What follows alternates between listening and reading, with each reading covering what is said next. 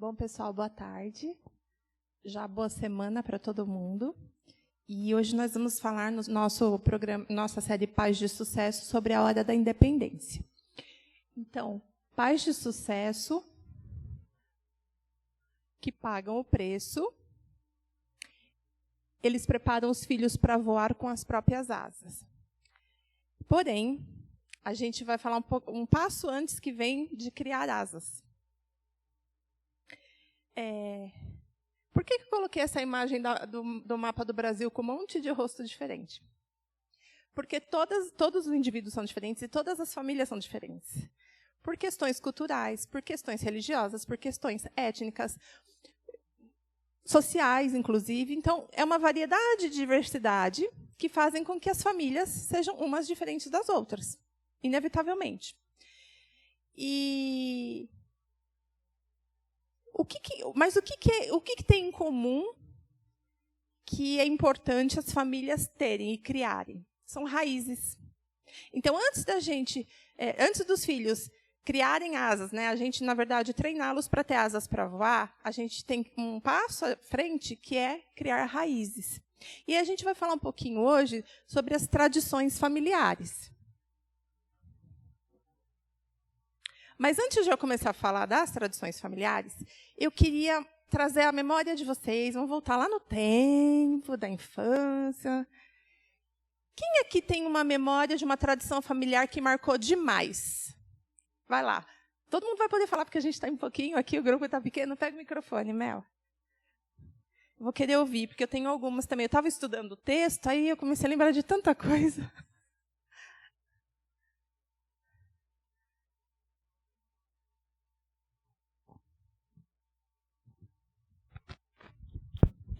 Som. Eu tenho uma memória de infância, e desde que eu sou pequeno, né?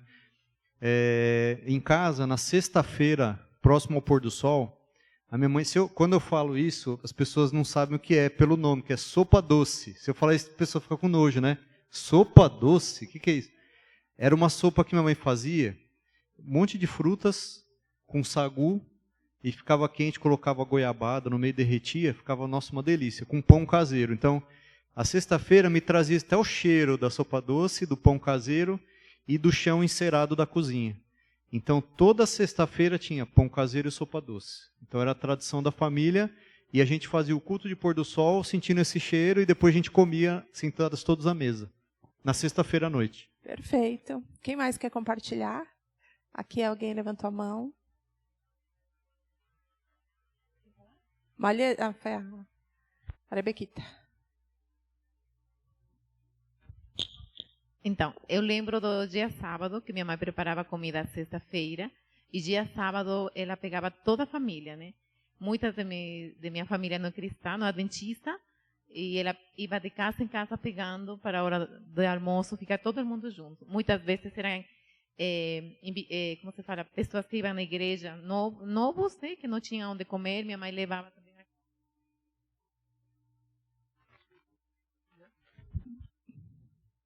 Obrigada, Rebeca. Alguém mais quer compartilhar? Voltou.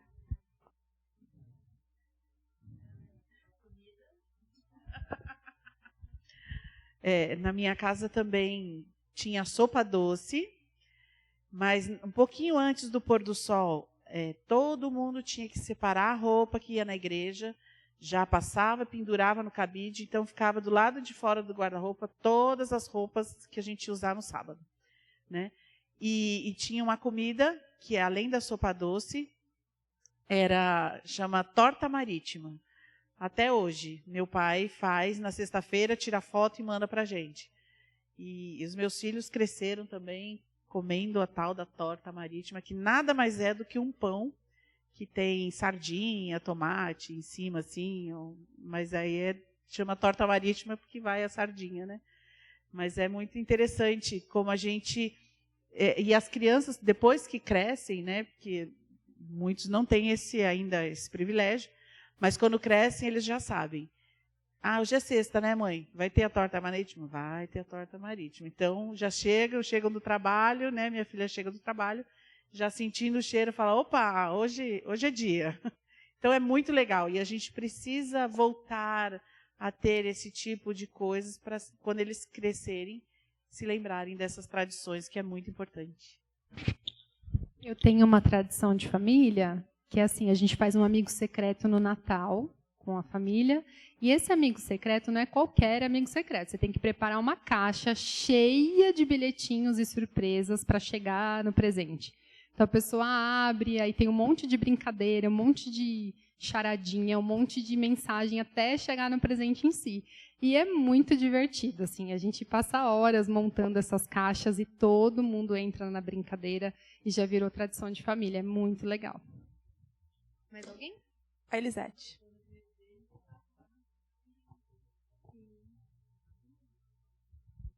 Bem, a minha família tinha uma tradição, né? Eu fui criada pela minha avó, então a gente tinha uma tradição. Mudou. Então, vocês vão entender porque eu falo que, graças a Deus, hoje mudou. Todos os domingos, nós acordávamos pela manhã, né? Bem cedo, para ir para a missa. A gente sempre comia uma fruta antes de ir para a missa e ficava até a hora do almoço sem comer nada, depois ia almoçar. E hoje a minha tradição mudou, né? E hoje a minha tradição, eu acordo cedo no sábado. Então, isso é uma tradição minha, uma tradição da minha família do passado. Obrigada. Vou compartilhar uma minha também. Quando eu era criança, isso marcou demais.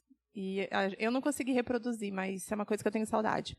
Quando eu era criança, qualquer pessoa da família fazia aniversário, mas principalmente as crianças, a gente fazia a festa. E antigamente tudo era preparado pela gente.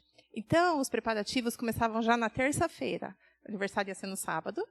E a rua inteira, porque os vizinhos eram todos nossos amigos. Então, começava na terça-feira, preparava a massa do beijinho, do brigadeiro. Aí, na quarta, minha avó fazia os pães de ló. Aí, na quinta, já recheava tudo. Enfim, era um processo e a família inteira participava. Todas as mulheres, todo mundo. Então, isso, para mim, marcou demais. Era um momento que estava todo mundo junto e era um momento de alegria. Então, essa era uma das, né? A gente tinha algumas, mas era uma das tradições familiares que eu mais gostava. E por que esse capítulo do livro fala disso? Porque em edições anteriores, nós já vimos que as crianças precisam ser amadas, cuidadas, aceitas e se sentirem seguras. E como que a gente propicia para um ser humano ele se sentir seguro? A segurança, ela vem de quando ela sente que o ambiente, que ela é aceita naquele ambiente, que ela é amada, que ela tem uma função naquele núcleo, e aí a gente, né, começa na família, obviamente. Então, começa na família. Por isso, as tradições, os rituais são tão importantes. Nos povos tradicionais, e isso ainda tem muito hoje, mas nas tribos, principalmente, tinha muito a questão da oralidade, né, de contar muita história, de sentar ao redor de algum lugar, e eles contavam muitas histórias, e a família estava toda ali reunida, os clãs. Quanto às danças, quanto às festas, quanto às comidas. Então, isso era muito, muito forte. Com o passar do tempo, isso foi mudando, porque o nosso mundo é dinâmico, né? As nossas rotinas mudam, tudo muda. E o que aconteceu, então, hoje na nossa sociedade ocidentalizada e pós-moderna? Com a correria do dia a dia, muitas dessas práticas nós deixamos de lado, porque tudo isso dá trabalho para fazer. Né? Tudo dá trabalho. Você tem que sentar, tem que planejar, tem que comprar as coisas para poder fazer. E, às vezes, a gente chega tão cansado do trabalho, da rua, e a gente não quer fazer nada, porque está cansado. E isso, a gente acaba perdendo essa conexão dos nossos familiares, que é muito importante. E eu trouxe aqui, as tradições familiares, elas nos ajudam a definir quem somos. Eu posso ler daqui, não enxergo. E oferecem um ambiente seguro e confiável em meio ao mundo em que vivemos. Isso quem disse foi Susan Lieberman. E o que são as tradições familiares? Eu fui pesquisar também, além do livro, fui pesquisar num site de psicologia. São a cola que mantém a família unida. E tem um papel importante na criação de uma identidade familiar. Senso de pertencimento, reafirmação como indivíduos e lugar insubstituível no seio da família. E aí eu já tinha dito isso em na palestra de casais, mas relacionamentos significativos, eles levam tempo para serem construídos. A gente leva tempo para construir e a gente precisa de tempo de qualidade para poder mantê-los. Senão, essas conexões se perdem. Aí eu coloquei aqui, olha, como raízes robustas, né, elas mantêm árvores gigantescas por séculos. E, às vezes, já ouvi falar de milênios. Já ouvi falar disso. Uma árvore, que nem o Daniel que me falou outro dia. E asas para voar. E me lembrou da propaganda da Red Bull, que te dá asas. Bom, as crianças, então, precisam desenvolver essas raízes. Então, como que a gente pode, hoje, criar tradições familiares? Mesmo nessa loucura que a gente vive. Vai para lá, vai para cá. Como que a gente pode fazer? Alguém quer dar uma sugestão? O que a gente poderia fazer hoje para criar algumas tradições familiares? Lembrando que, como a Elisete disse, ela tinha uma tradição familiar da família maior dela, né, da primeira família, primeira origem, mas que, ao longo do tempo, para ela perdeu o sentido, por conta que, né, o modo como ela enxergava o mundo mudou, né, como se relacionava com o mundo, e ela estabeleceu outra tradição para a família dela, que ela estabeleceu, que fizesse sentido para os membros. E é disso que a gente fala aqui também. Quando a gente tem tradições da família grande, é muito importante, ela realmente nos trazem esse sentimento e a gente pode perpetuar.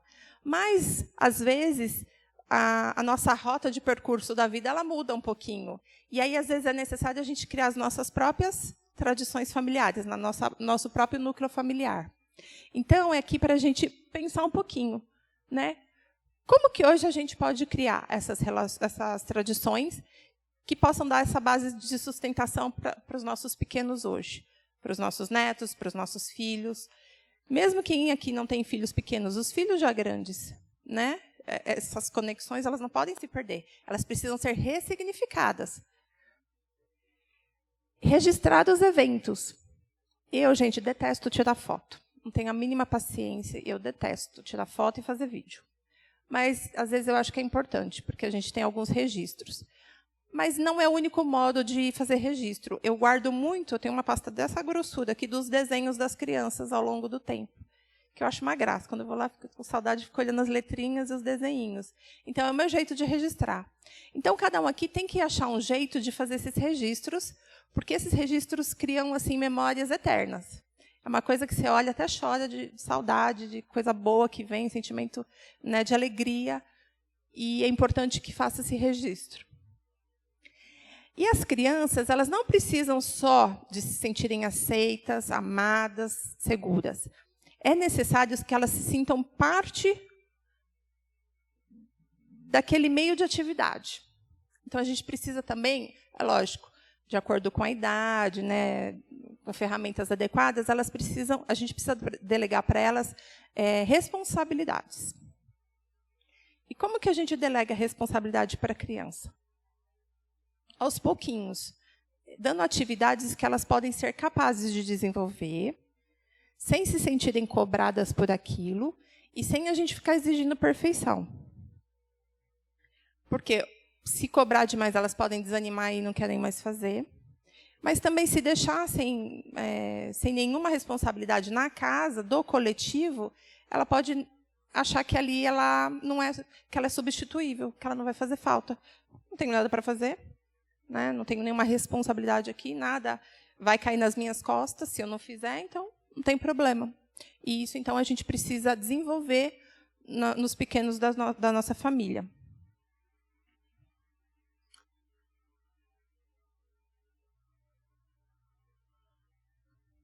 E esse capítulo aqui eu achei bem interessante, treinando os filhos para criar responsabilidade. Essa Rita Tati, ela escreveu 11 razões de sucesso das famílias. Não podemos, eu errei ali, levar todo o crédito ou toda a culpa por quem nossos filhos se tornarão. Mas uma coisa a gente tem que fazer, que é o nosso papel. O nosso papel é treiná-los para que eles desenvolva a habilidade de ter responsabilidade. Isso sim é o nosso papel. Então, nós não somos responsáveis por quem eles se tornarão, porque eles são indivíduos e são seres livres, eles vão escolher. Por isso, a importância de a gente dar uma boa base, ou seja, criar raízes profundas, para que eles sejam capazes de fazer boas decisões, de tomar boas decisões na vida. Ou de se impor em alguma situação que pode ser uma situação perigosa e, às vezes, por insegurança, né, pela falta de autoestima, eles não se posicionam, e isso pode trazer uma consequência muito ruim para eles. Então, esse ambiente de segurança é muito importante. Aqui, de novo, sobre delegar as tarefas. Trabalho em equipe. Aprender a fazer parte de uma comunidade familiar em que todos trabalham pelo bem-estar de uns dos outros. Aqui é a base da cidadania. Se a gente trabalha esse senso de coletivo com os nossos pequenos, com certeza eles vão ser bons cidadãos, porque eles não vão pensar só neles. Quando eles virem uma situação que exige uma prática de coletividade, eles estarão prontos para poder servir. Né? A gente aqui fala muito de serviço, e isso também é uma habilidade a ser treinada. E os pilares da responsabilidade, quais são? São qualidades que fazem parte do nosso caráter. Capacidade de pensar racionalmente o que fazer, como agir, o que escolher e como decidir. Amar e confiar em si mesma, ter autoestima suficiente para tomar decisões de acordo com aquilo que acreditam que está certo. Porque muitas vezes agora, enquanto adultos, nós nos deparamos com situações que a gente tem uma opinião contrária à maioria, muitas vezes, e muitas vezes a gente acaba não se posicionando porque não se sente seguro o suficiente para falar, eu vou bancar. E é importante que a gente trabalhe essa habilidade, ainda mais hoje em dia, que temos influências negativas de todos os lados, somos bombardeados o dia inteiro com tanta coisa negativa, e se a gente não cria essa base forte, nossos filhos terão problemas. Problemas de relacionamento, problemas para tomar decisões, para se posicionar na vida.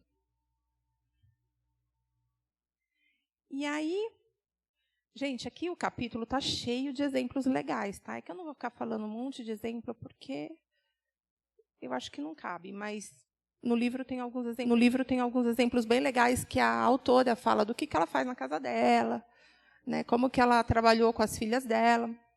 Mas eu tirei aqui as principais ideias para a gente tentar colocar na nossa vida e na nossa casa. E aí, quando os filhos batem asas, o que acontece? Aí eu achei essa figura muito bacana, essa imagem. É o casal, e aí só a sombra dos filhos, né? Porque o que acontece? Eu não passei por essa fase ainda, mas algumas de vocês aqui, algumas pessoas já passaram, que é a síndrome do ninho vazio, que, de repente, tudo depende de você, e aí passa um tempo, ninguém mais precisa de você, entre aspas, né? E aí dá aquele sentimento de vazio, de inutilidade. Muitas pessoas relatam isso.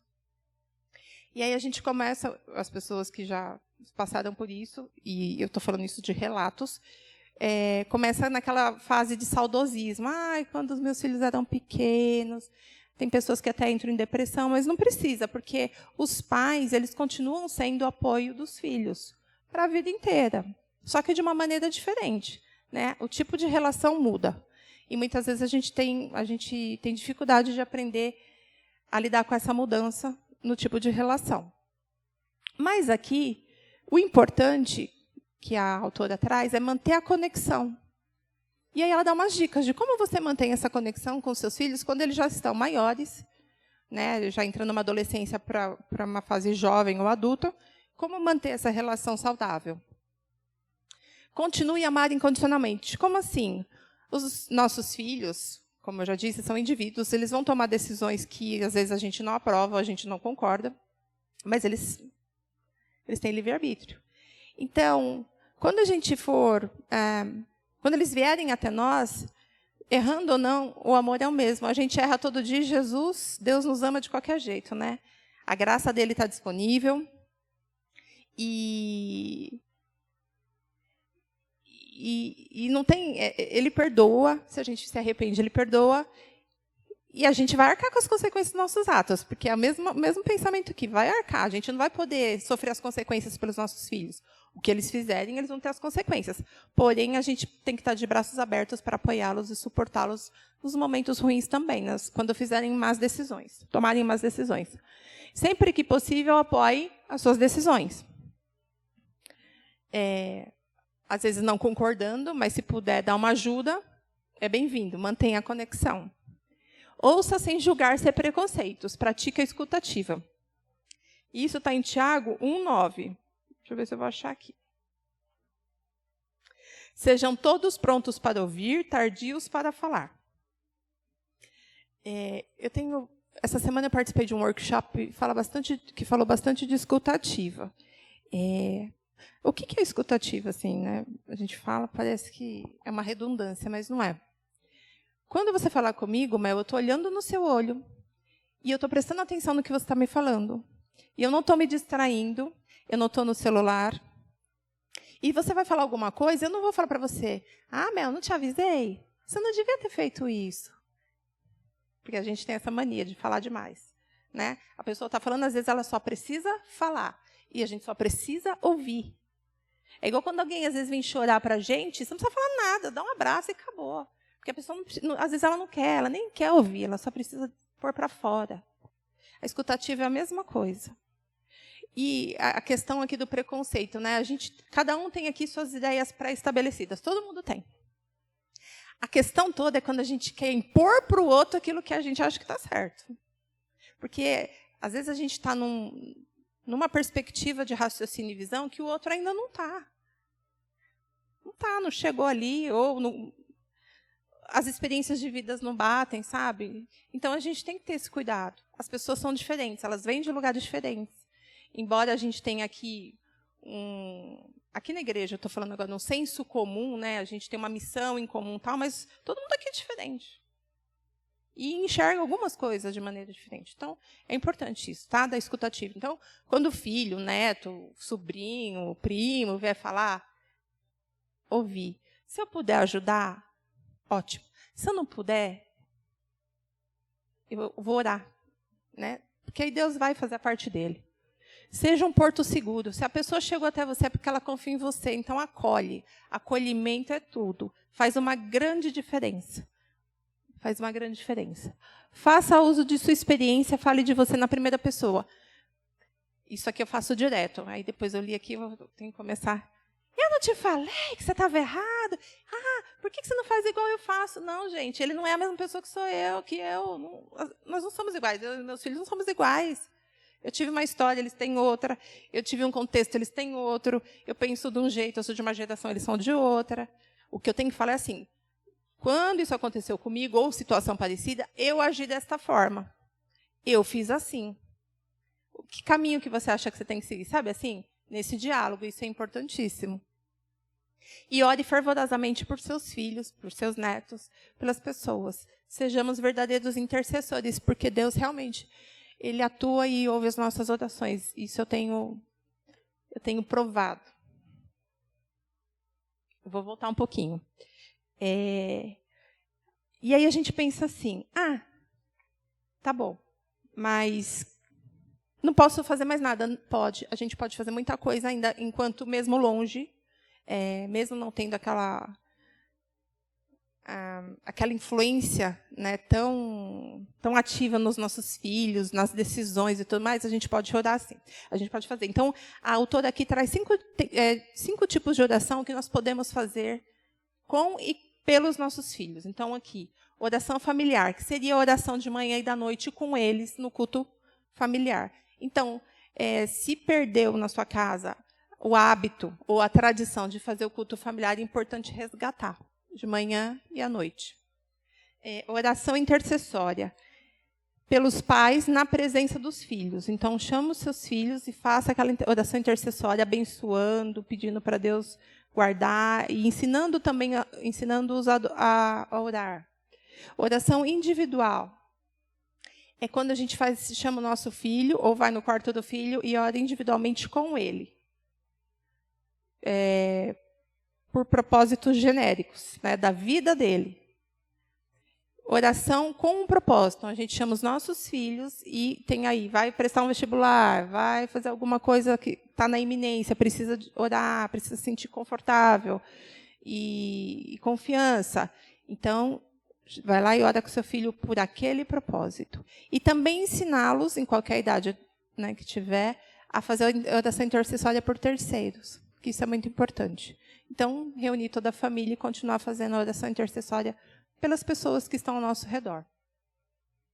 E ela termina falando assim, né, o capítulo do livro: a formação final do caráter está nas mãos dos nossos próprios filhos. Então, é isso. O nosso papel é o quê?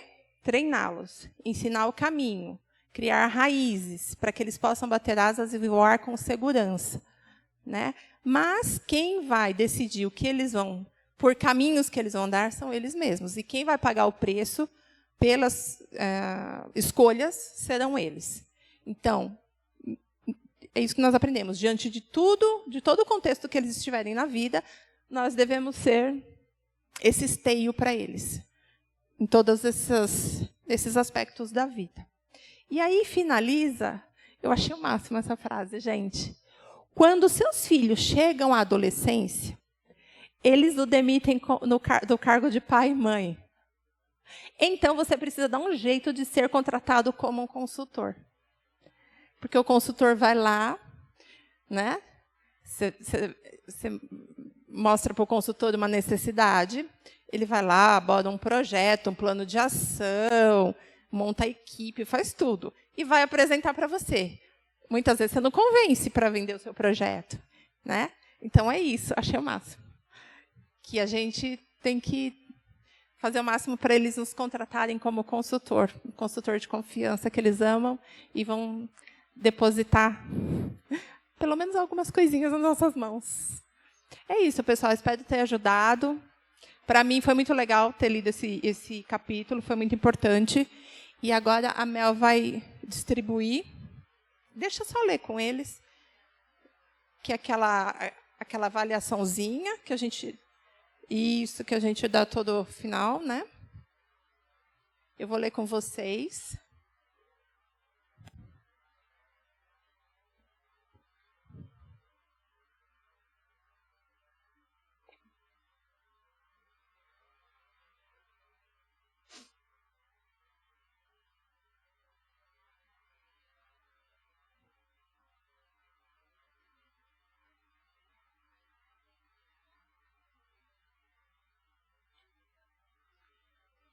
Ah, ele já tirou.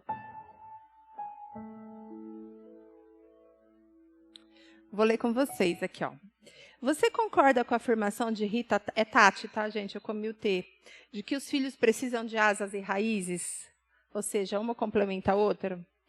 Tem você ajudado seus filhos a desenvolver raízes para poder criar asas e voar? Faça uma lista de tradições comemoradas em sua família. Como essas tradições familiares têm ajudado no desenvolvimento de raízes em sua família? Faça uma lista de rotinas significativas que ocorrem em sua família. Como essas rotinas familiares têm ajudado no desenvolvimento de raízes na sua família? Faça uma lista de responsabilidades que seus filhos têm que desempenhar dentro da casa. Seria da casa aqui. Como essas responsabilidades têm ajudado nesse desenvolvimento das asas? E pagando o preço na prática. Com sua família, inicie um ritual ou tradição familiar. Seja criativo. Pode ser do dia da meia colorida, quando todos da família deverão usar meias coloridas, ou pode ser a semana sem telas, quando ninguém poderá ficar em frente a uma no momento em que estiverem reunidos em casa. Esse momento serão para jogarem, brincarem ou contar histórias em família. Para usar a criatividade, gente. E assim, tem que ser uma atividade que todo mundo topa, né? Tem que ser prazerosa, senão não faz sentido. Faça uma reunião familiar e distribua a responsabilidade para cada membro da família. Arrumar a casa, tirar lixo, alimentar o pet. Faça um plano de oração. Ore todos os dias por seus filhos individualmente. Registre no diário seus pedidos e respostas de oração pelos seus filhos. No futuro, você poderá lhes dar de presente esse diário com a promessa de que continuará orando por eles, mesmo depois que eles já estiverem voando com as suas próprias asas. Então, aqui são dicas, né? Para criar alguma conexão aqui, para a gente fazer alguma coisa diferente. Obrigada, pessoal.